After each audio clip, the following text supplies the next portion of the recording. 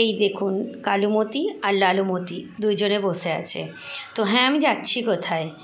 আজকের ভিডিওটা একটু অন্য রকমের।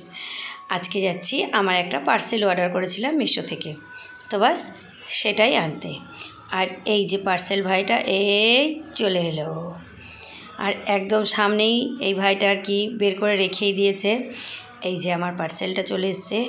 তো দেখে মনে হচ্ছে একটু ভারী আছে, তো কি চলুন দেখা যায়। তো এই যে আমি নিয়ে এসেছি পার্সেলটা, এবার এটা দেখে কিন্তু একটু আইডিয়া হয়েই গেছে নিশ্চয়ই, বড় কিছু এবং ভারী কিছু।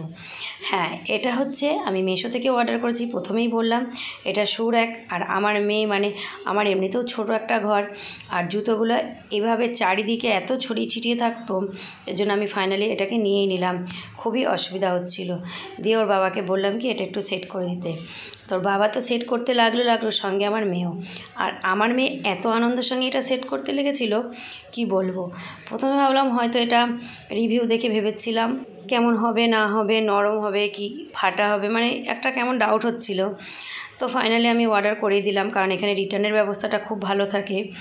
এর জন্য আমি নিয়েই নিলাম যে খারাপ হলে রিটার্ন করে দেবো। তা আমি সত্যি বলছি, রিটার্ন আমাকে করতে হচ্ছে না, কারণ এটা খুবই ভালো এসছে।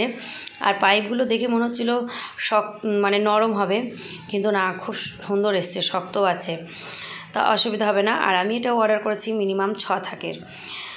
আর এই যে আমার মেয়ে কত আগ্রহের সঙ্গে করছে বলুন তো।